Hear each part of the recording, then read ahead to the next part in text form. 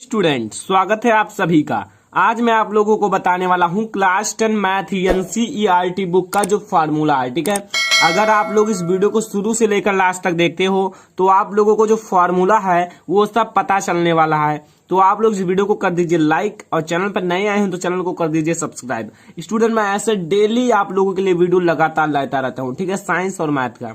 तो आइए आज मैं आप लोगों को बताता हूँ क्लास 10 मैथ एनसीईआरटी के formula number 1, a is equal to v q plus r. यहां आप लोग समझिए, a is equal to v q plus r. ये आप लोगों ने जो आपका पहला चैप्टर है रियल नंबर, ठीक है, वास्तविक संख्या का ये आपका एक फार्मूला है जो आपका वास्तविक संख्या पाठ है। आपका यूक्लिड विभाजन प्रमेयिका जो है उसमें ये लागू होता है। ठीक है, आप लोग समझिए, किसी दो धन पूर्णांक ए वी के लिए दो पूर्ण संख्याएं आर व क्यू इस प्रकार से होती हैं। आर जो आपका है ये जो शेषफल बचता है और क्यू जो आपका है, ठीक है, जहां जीरो से आपका ये देखिए बराबर आर का मान होना चाहिए या आर का मान बड़ा होना चाहिए, और आर के मान से जो वी का मान है वो बड़ा होना चाहिए। ठीक है, आर का मान छोटा होना चाहिए और वी का मान बड़ा होना चाहिए।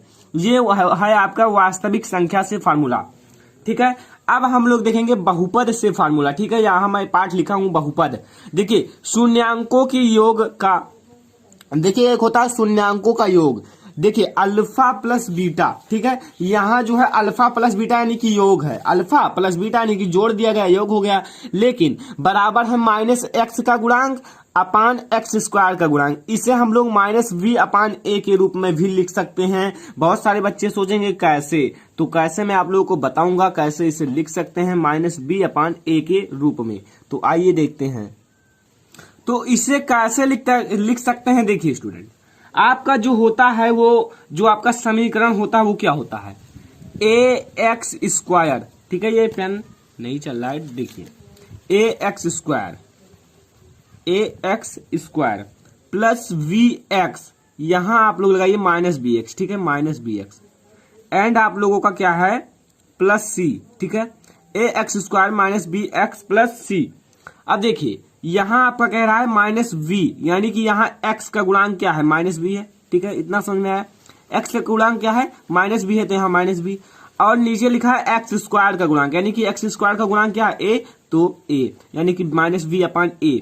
देखिए स्टूडेंट, मैं क्या समझाना चाहता हूं, यानी कि एक्स का गुणांक यानी कि एक्स का गुणांक वी है माइनस बी है, और एक्स स्क्वायर का गुणांक क्या है ए है, तो यही माइनस बी अपान ये मैंने लिख दिया शॉर्टकट में। ठीक है स्टूडेंट, तो यहां आप लोग समझ गए होंगे मैंने कैसे लिखा है। यहां मैंने लिखा है माइनस एक्स का गुणांक को माइनस बी और एक्स स्क्वायर का गुणांक को ए। ठीक है स्टूडेंट, अब शून्यांकों का योग वही चीज है जैसे आप लोग यहां लिखिए alpha into beta equal to है, यहां क्या लिखा हुआ है अचर पद अपान एक्स स्क्वायर का गुणांक। इसे हम लोग सी अपान ए कैसे लिख सकते हैं, देखिए स्टूडेंट, सी अपान ए कैसे लिख सकते हैं, अचर पद अपान एक्स स्क्वायर का गुणांक। यानी कि अगर आपको मैं दे दूं A X square plus V X, यहां माइनस लगा दीजिए minus V X plus C. ठीक है, तो यहां अचर पद आपका ये है।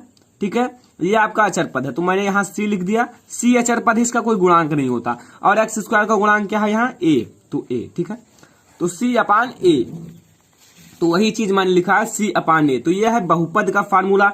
तो बहुपद से फार्मूले से आप लोग कुछ ना कुछ तो समझ ही गए होंगे। अब आता है आप लोगों का जो है तीसरा नंबर, ये आपका द्विघात प्रमेय का फार्मूला है। ठीक है, ये भी आपका बहुपद का है, जिनके शून्यांक अल्फा और बीटा हो तो सूत्र। स्टूडेंट यहां क्या कहना चाहता है, जिसके शून्यांक अल्फा और बीटा हो तो उनके जो आपका सूत्र लगाना है A X square minus alpha plus beta X plus alpha into beta. देखिए स्टूडेंट, अगर यहां आपको दे दिया जाए, यहां बात को समझिए तब आप लोग समझ पाओगे। ठीक है, अगर यहां अल्फा प्लस बीटा का मान 5 दे दिया जाए और इसका 2, ठीक है, तो ए एक्स स्क्वायर माइनस अगर इसका मैं मान 5 दे दूं 5x हो जाएगा क्योंकि अल्फा प्लस बीटा। ठीक है, तो अल्फा प्लस बीटा का मान में 5 दिया तो माइनस 5x। अगर मैं इसका मान दे दूं कितना, अल्फा इंटू बीटा का मान मैं कितना दे दूं, अगर मैं दे दूं 6, तो ये हो गया एक समीकरण। तो ऐसे ये समीकरण बन जाता है। ठीक है, अगर यहाँ अल्फा और बीटा का मान दे दिया जाएगा तो अल्फा प्लस बीटा का मान, अल्फा प्लस बीटा और अल्फा इंटू बीटा का मान क्रमशः दे दिया जाएगा 5 एंड 6। तो आप लोग ऐसे लिख दीजिएगा। ठीक है, तो यहां से आपको एक समीकरण प्राप्त हो जाएगा।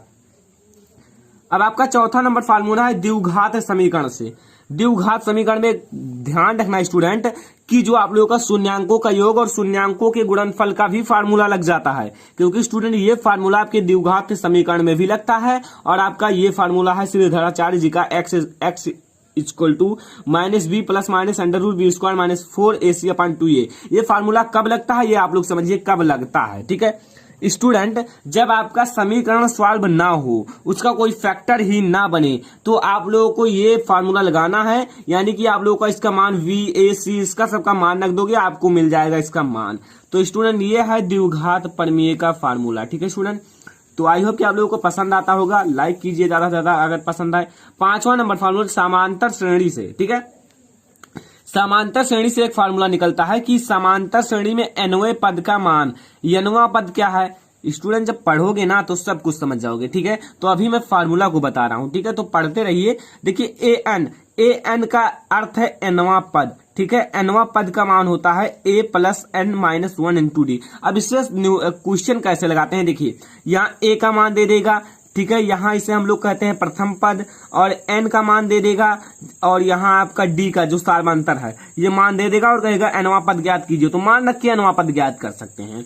अंत से nवां पद, यानी कि अगर आपसे कहा जाए कि देखिए एक लाइन लगी हुई है, अगर हमें आगे से nवां पद ज्ञात करना है तो आगे से, लेकिन अगर कोई कह दे पीछे से ज्ञात कीजिए, अंत से nवां पद ज्ञात कीजिए, तो उसके लिए भी एक फार्मूला होता है कि पीछे से nवां पद कैसे ज्ञात करें। ठीक है, तो अंत से nवां पद इक्वल टू होता है l minus n minus 1 into D. L का अर्थ क्या है, एल का जो पीछे से n आपका मान होता है। ठीक है, जहां अगर यहाँ पे n का आपका प्रथम पद रहेगा, वहां l आपका लास्ट का पद रहेगा। ठीक है, आप लोग समझ जाओगे सब कुछ अगर आप लोग पढ़ोगे तब। ठीक है, यहाँ सबसे ज्यादा महत्वपूर्ण फार्मूला है n पदों का योग। n पदों का योग क्या है, Sn equal to half n and bracket में a प्लस l। लेकिन इस पे आप लोगों को बिल्कुल भी ध्यान नहीं देना है, ये तो मैंने वैसे ही लिख दिया है। जब मैंने इसको सॉल्व किया है तो हमें ये फार्मूला मिलता है। ये फार्मूला आप लोगों को हर जगह लगाना है। n अपॉन 2 बड़े ब्रैकेट में 2a plus n minus 1 into D. ये फार्मूला आप लोग याद रखना। ये मैंने इसे सॉल्व करने के बाद ये हमें प्राप्त हुआ है। ठीक है, क्या n देखिए ठीक से नहीं समझ पाए आप लोग लगता है। देखिए यहाँ आप लोगों को लिखना है Sn equal to n upon 2 और यहाँ बड़े ब्रैकेट में 2a plus n minus 1 into D. ठीक है, ये होता है इसका फार्मूला। ठीक है, समझ गए, आगे देखते हैं। तो समांतर श्रेणी तक मैंने आप लोगों को फार्मूला को बता दिया। ठीक है स्टूडेंट, अब हमारा आता है त्रिभुज। 6वां लेक्चर यानी कि 6वां नंबर पार्ट त्रिभुज। ठीक है, लेकिन त्रिभुज में मैं बता दूं तो कोई फार्मूला नहीं होता। ठीक है, फार्मूला क्यों नहीं होता, उसमें जब आप लोग प्रमेय सॉल्व करोगे तो फार्मूला मिलेगा, वरना कोई फार्मूला मिलने वाला नहीं है। सबसे महत्वपूर्ण प्रमेय दो हैं, पाइथागोरस प्रमेय और थेल्स प्रमेय। थेल्स प्रमेय को मैंने ऑलरेडी पढ़ा दिया, जिसे हम लोग आधारभूत प्रमेय कहते हैं, और पाइथागोरस प्रमेय को जल्दी पढ़ा दूंगा, आप लोग कमेंट करते रहिए। ठीक है, 8वां है दो बिंदुओं यानी कि x1 एंड कामा y1 व x2 कामा y2 के बीच की दूरी यानी कि निर्देशांक ज्योमेट्री का है। ठीक है, ये आपका अगर दूरी ज्ञात करना हो तो d इक्वल टू आपको अंडर रूट लगाना है x1 माइनस x2 का होल स्क्वायर। कैसे याद रखोगे, एक के बाद दो आता है, एक के बाद दो, x के बाद y आता है। ठीक है, तो एक के बाद दो आए ना। ठीक है, तो x1 माइनस x2 का होल स्क्वायर लगाए और x के बाद y आता है, तो यहाँ भी एक के बाद दो ही आता है। तो ऐसे आप लोग याद कर सकते हैं। ठीक है स्टूडेंट, तो यहाँ आपको 9वां नंबर है x equal to m1 x2 plus m2 x1, फिर आपको नीचे m1 प्लस m2। देखिए बात आपको ध्यान क्या रखना है, m1 प्लस m2 आपको दोनों में लगाना है। ठीक है, और बात क्या ध्यान रखना है, यहाँ m1 तो 1 लिखना है तो x2 को 2 लिखना है, यानी कि 1 और 2 के रूप में। फिर यहाँ 2 लिखना है तो यहाँ 1 लिखना है। ठीक है, m1 लिखना है तो y2 लिखना है, प्लस m2 लिखना है तो y1 लिखना है। बात को समझो, नोट करते रहिए। ठीक है स्टूडेंट, नोट आप लोग जरूर कर लीजिए, क्योंकि फार्मूला बहुत ही ज्यादा महत्वपूर्ण होते हैं मैथमेटिक्स के लिए। अगला अगर मैं बात करूं तो मध्य बिंदु का निर्देशांक। अगर कोई ऐसा त्रिभुज दे दे और आपको पूछ ले इसका निर्देशांक बताइए, तो वही मैं बता रहा हूं मध्य बिंदु का निर्देशांक। ठीक है, तो आप यहाँ भी मध्य बिंदु होता है। ठीक है स्टूडेंट, ये तो केंद्र होता है मध्य बिंदु। ठीक है, यहाँ आपका मध्य बिंदु होगा। देखिए x1 प्लस x2 अपॉन 2 और कामा y1 प्लस y2 अपॉन 2। तो ये आप लोग याद रखना, x1 plus x2 y1 plus y2 upon 2। ठीक है स्टूडेंट, तो ये होता है आपका फार्मूला। अगर मैं अगले फार्मूले की बात करूं तो ये निर्देशांक ज्योमेट्री का है केंद्रक का निर्देशांक। अगर स्टूडेंट केंद्रक का निर्देशांक ज्ञात करना है तो आप लोग समझिए x1 plus x2 plus x3 जितने संख्या है उतना नीचे आपको भाग दे देना है। तो देखिए जोड़ते हैं 1 2 3, तो 3 से आपको भाग देना है। y1 plus y2 plus y3 3 से भाग दे देना है। ये होता है आपका केंद्रक का निर्देशांक, ठीक है स्टूडेंट। तो याद हो गया होगा, नहीं याद हो तो नोट कर लीजिए।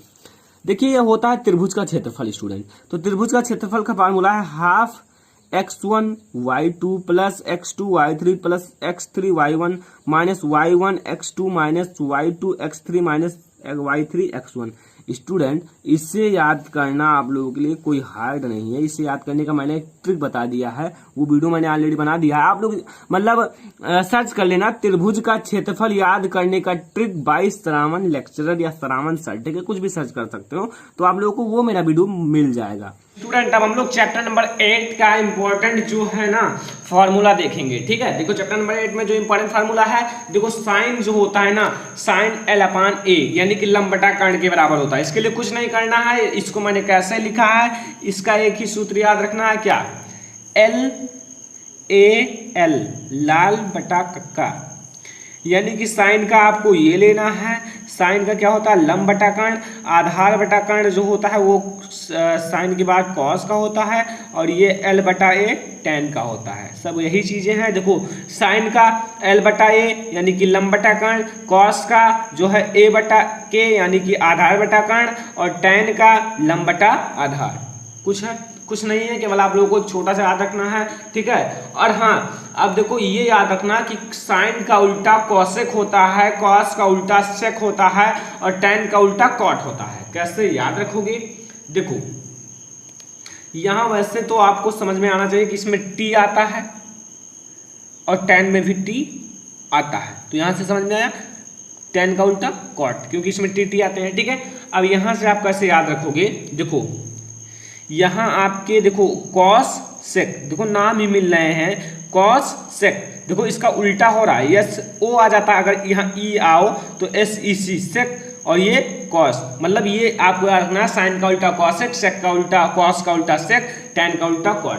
तब जब सब उल्टे ही हो रहे हैं तो फार्मूला को भी उल्टा कर दो, उलट दो।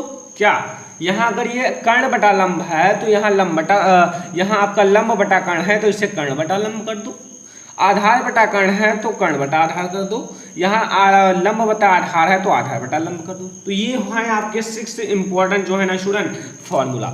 इसे याद रखना, बेसिक चीजें हैं, इसे आपको याद रखना पड़ेगा, ठीक है। तो ये बेसिक है, इसे आप लोग याद रखो, क्योंकि ये त्रिकोणमिति के लिए बहुत ही ज्यादा इंपॉर्टेंट है। अब पाइथागोरस प्रमेय में क्या है, जो कर्ण स्क्वायर होता है बराबर होता है लंब स्क्वायर प्लस आधार स्क्वायर। याद रखो, 1 बनाओ 2 4 10 जो बना पाओ, ठीक है। फार्मूला कर्ण स्क्वायर बराबर लंब स्क्वायर प्लस आधार स्क्वायर अंडर रूट में, ठीक है। अब यहाँ समझो, अगर मैं लंब स्क्वायर को उधर कर दूं, भुजा सबसे बड़ी कर्ण होती है कर्ण स्क्वायर। अब कर्ण में से ही हमें सबको घटाना है, तो इधर हम लंब को इधर कर दें तो कर्ण स्क्वायर बराबर हो जाएगा, देखो लंब इधर तो लंब स्क्वायर बराबर कर्ण स्क्वायर माइनस आधार स्क्वायर, लंब स्क्वायर बराबर कर्ण स्क्वायर माइनस आधार स्क्वायर अंडर रूट में, ठीक है। सॉरी स्टूडेंट, यहाँ आपको देखो जब मैंने स्क्वायर नहीं लगाना है, क्योंकि मैंने इसका स्क्वायर है जो ना, इसको मैंने इसे अंडर रूट में बदल दिया। अगर ये अंडर रूट में नहीं होता तब ये स्क्वायर लगाते, ठीक है। वेरी सॉरी, ठीक है। तो आपको याद रखना है कर्ण बराबर अंडर रूट लंब स्क्वायर प्लस आधार स्क्वायर, ठीक है। अब इधर मैं लंब को पक्षांतर करूंगा तो लंब बराबर अंडर रूट कर्ण स्क्वायर माइनस आधार स्क्वायर, और आधार बराबर कर्ण स्क्वायर माइनस लंब स्क्वायर, ये लंब है, ठीक है। तो यहां से आपको पाइथागोरस की ये 3 सूत्र आए होंगे। अब हम लोग त्रिकोणमिति की सर्वसमीकाएं देखेंगे। 9 सर्वसमीकाएं हैं, कैसे हैं देखो, याद रखना है केवल 3 ठू, ठीक है। Number first, sine theta sine square theta plus cos square theta बराबर 1, ठीक है। अब यहां ये 3 कैसे आए, देखो मैंने देखो क्या किया है, कॉस को इधर किया, ठीक है। देखो कॉस को मैंने छोड़ा, कॉस को इधर ही रहने दो, कॉस स्क्वायर थीटा, और मैं जब 1 है तो इसे मैं इधर पक्षांतर करूंगा तो माइनस साइन स्क्वायर थीटा हो जाएगा ना। और इसे मैं एक और रूप में लिख सकता हूं, साइन, यहाँ इसे हटा दो, कॉस थीटा बराबर under root 1 plus sine square theta लिख सकता हूं ना, क्योंकि मैं इस स्क्वायर को अंडर रूट में बदल दिया, ठीक है। तो यहाँ से याद क्या रखना है, मैंने साइन प्लस, देखो sign square theta plus cos square theta बराबर 1। अगर कॉस स्क्वायर थीटा का ज्ञात करना है तो कॉस स्क्वायर थीटा को इधर रखो और एक में से इधर कर दो, ये प्लस में इधर जाएगा माइनस में, तो 1 माइनस साइन स्क्वायर थीटा। अब साइन को इधर रखो, कॉस को उधर करना है तो 1 माइनस कॉस स्क्वायर थीटा। अब इससे आप लोग ऐसे भी लिख सकते हो, देखो इस चीज को आप लोग ऐसे भी लिख सकते हो, कैसे देखो इसे, देखो साइन स्क्वायर साइन थीटा कर दो बराबर √1 माइनस कॉस स्क्वायर थीटा, कर सकते हो ना। तो मतलब आप कैसे भी लिखो कोई दिक्कत नहीं है, ठीक है, ऐसे आप लोग लिख सकते हो। चलो चौथा समझते हैं, ठीक है।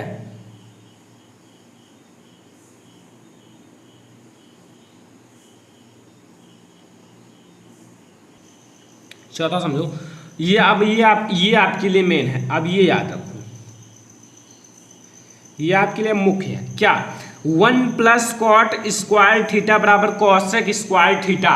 अब इसमें आपको ये सूत्र याद रखना है कि अगर हम 1 प्लस कॉट स्क्वायर थीटा करें तो वो बराबर होता है कॉसेक स्क्वायर थीटा की, कॉसेक स्क्वायर थीटा की। अब यहाँ करोगे क्या कि कॉट स्क्वायर थीटा को इधर रखो और इसको इधर ट्रांसफर कर दो, तो कॉसेक स्क्वायर थीटा में से 1 घटा लो, ठीक है। अब इधर क्या करो, मैं इधर कॉसेक स्क्वायर को करता हूँ, ठीक है, ठीक है, इधर मैं कर लेता हूँ और इसको देखो, इसको मैं इधर ट्रांसफर कर, जैसे इसी को इधर कर लो और बराबर 1 के हो जाएगा, ठीक है। बस अगला, और ये तो आपको पता ही है ना, इससे मैं कैसे लिख सकता हूँ अंडर रूट में, ठीक है। यहाँ tan स्क्वायर थीटा प्लस 1 बराबर सेक स्क्वायर थीटा, ठीक है, tan स्क्वायर थीटा प्लस 1 बराबर सेक स्क्वायर थीटा।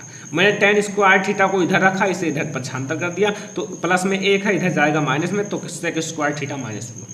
देखो यहाँ tan, यहाँ सेक स्क्वायर थीटा को इधर कर लिया, tan स्क्वायर थीटा बराबर 1। तो यहाँ से आपको ये 9 फार्मूले आने चाहिए, क्योंकि ये आपको याद रखना बहुत ही ज़्यादा जरूरी है, ठीक है। अगर आप लोग त्रिकोणमिति टेबल नहीं याद है, त्रिकोणमिति टेबल नहीं याद है, साइन 30 अंश का मान कितना होता है, कॉसेक 30 अंश का मान, कॉस 45 अंश का मान नहीं याद है, तो लिंक इस वीडियो के डिस्क्रिप्शन में है, उसे मैंने बहुत ज़्यादा बेहतर समझाया है, ठीक है, इसीलिए मैंने इसमें नहीं बताया, उसमें मैं बहुत ज़्यादा अच्छे से समझाया हूँ, ठीक है, अच्छे से। तो लिंक इस वीडियो के डिस्क्रिप्शन में, पहले देख लेना फिर आप लोग आगे बढ़ना, ठीक है, देख लेना, ठीक है, या बाद में देखना, लेकिन देख लेना। तो यहाँ आपको ये समझ में आया। अब हम लोग आगे का जो फार्मूला है उसे देखते हैं। तो अगर आप लोग त्रिकोणमिति टेबल को देखकर याद कर लेते हो तो आपका ट्रिग्नोमेट्री में से सब फार्मूले खत्म हो जाते हैं। फार्मूले बस उतना ही है, ठीक है। अब छोटे मोटे फार्मूले आपको याद रखना पड़ेगा, जो छोटे मोटे फार्मूले हैं। अब हम लोग देखेंगे चैप्टर नंबर 12 से, ठीक है। चैप्टर नंबर 12 से देखो, वृत्त का व्यास क्या होता है, त्रिज्या की 2 गुनी व्यास होती है, तो त्रिज्या को r से रेडियस, तो व्यास 2r, ठीक है। अब यहाँ देखो, त्रिज्या का व्यास तो पता चल गया, वृत्त का व्यास क्या होता है 2r, ठीक है, यानी कि केंद्र की 2 गुनी, मतलब सॉरी त्रिज्या की 2 गुनी। वृत्त की परिधि 2πr, वृत्त की परिधि क्या होता है 2πr, ठीक है। वृत्त के त्रिज्यखंड का क्षेत्रफल a बराबर θ/πr²। यहाँ आपको थीटा का मान दे देगा, जैसे आपको 60, यहाँ देखो, जैसे अगर आपको 60 डिग्री दे देगा तो यहाँ आप 60/360 करो, ये कट गया ना, यहाँ 36 आया, फिर यहाँ कुछ मान रहेगा 6 से कटेगा, फिर आंसर बहुत ही ज़्यादा इजी है ये सब क्वेश्चन। तो यहाँ θ/360 गुणे πr², ठीक है। और वृत्तखंड का अगर आपको क्षेत्रफल ज्ञात करना है तो r² बराबर पाई θ/360 डिग्री माइनस साइन θ/2। यहाँ साइन थीटा का मान ज्ञात करना पड़ता है स्टूडेंट, ठीक है, बस यही थोड़ा डिफिकल्ट है। तो ये वृत्तखंड का क्षेत्रफल और वृत्त के त्रिज्यखंड का क्षेत्रफल याद रखना, क्योंकि अगर आपका जब चैप्टर नंबर 12 है, सब इसी ही फार्मूले पर आधारित हैं।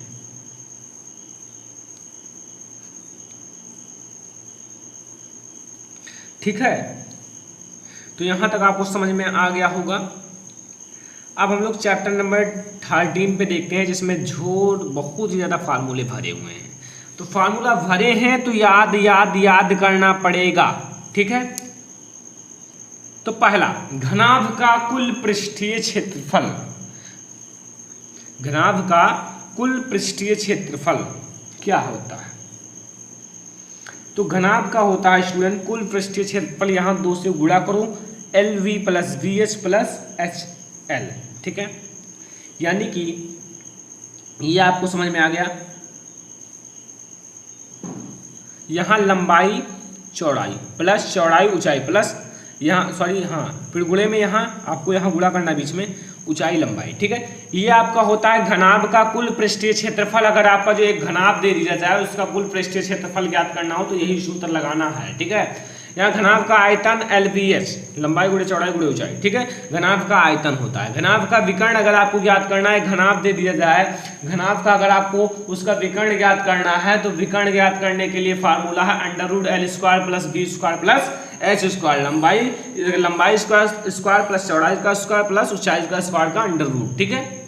ये होता है घनाभ का विकर्ण अगर विकर्ण ज्ञात करना हो तो, ठीक है। तो यहाँ से घनाभ से जो है स्टूडेंट आपका फार्मूला इतना ही है, ठीक है, घनाभ से। अब घन में आते हैं। घन में देखो, घन का संपूर्ण पृष्ठीय क्षेत्रफल 6a² यानी कि 6 और भुजा का स्क्वायर, ठीक है।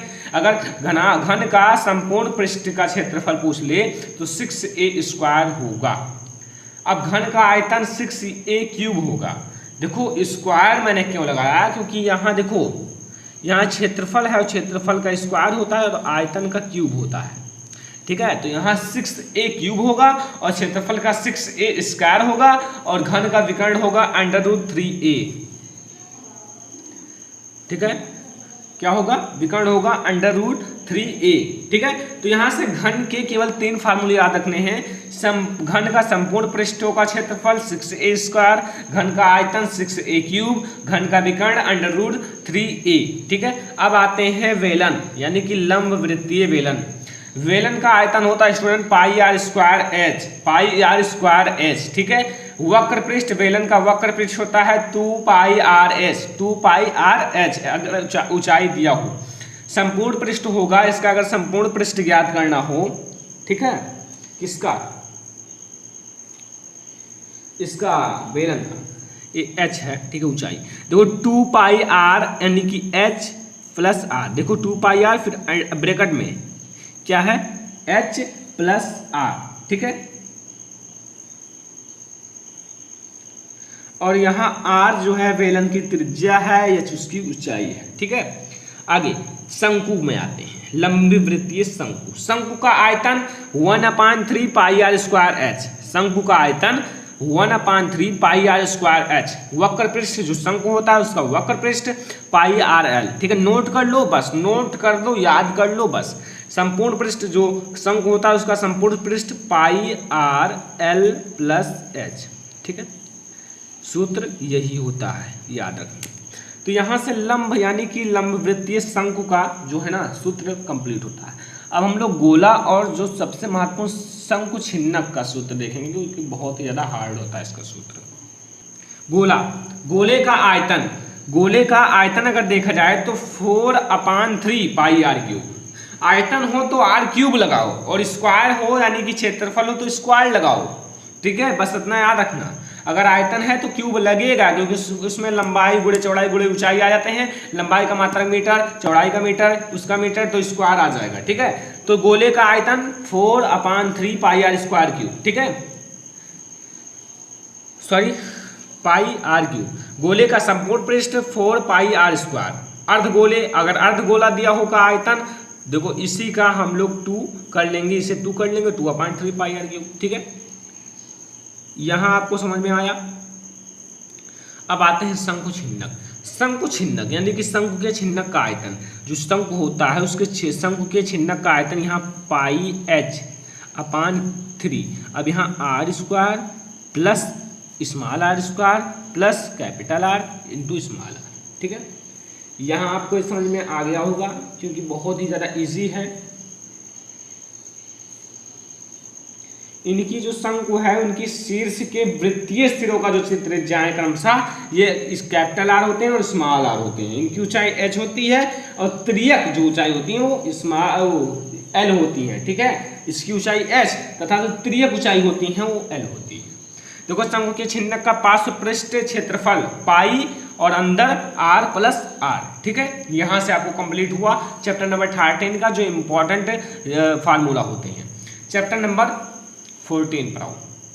माध्य, माध्य जो होता है student sigma fx upon F, यहाँ एफ एक्स का मान देगा, एफ का आपको माध्य निकालना है, या आप लोग इसे दूसरे रूप में लिख सकते हो, sigma F I upon x I, sorry into में है, अपान सिग्मा एफ आई, ठीक है। माध्यक, माध्यक बहुलक इन 3 का याद रखना है, ठीक है। यहाँ माध्यक है एल प्लस ब्रैकेट में एन अपान 2 C F upon F into H, ठीक है।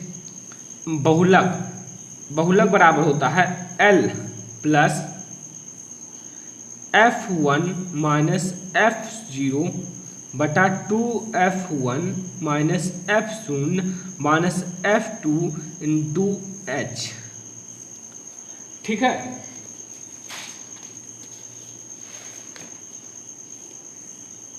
अब यहां मैं आपको एक एक का बता देता हूं क्या है।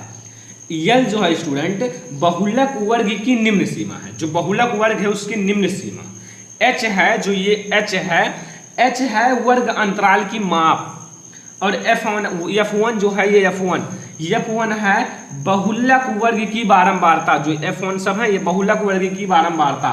F0 है बहुलक वर्ग से ठीक पहले वर्ग की बारंबारता, जो बहुलक वर्ग है उसके ठीक पहले वर्ग की बारंबारता। F2 जो है ये F2 बहुलक वर्ग के ठीक बाद आने वाली वर्ग की बारंबारता, ठीक है। तो यहां से ये सब समझ में आ गए होंगे।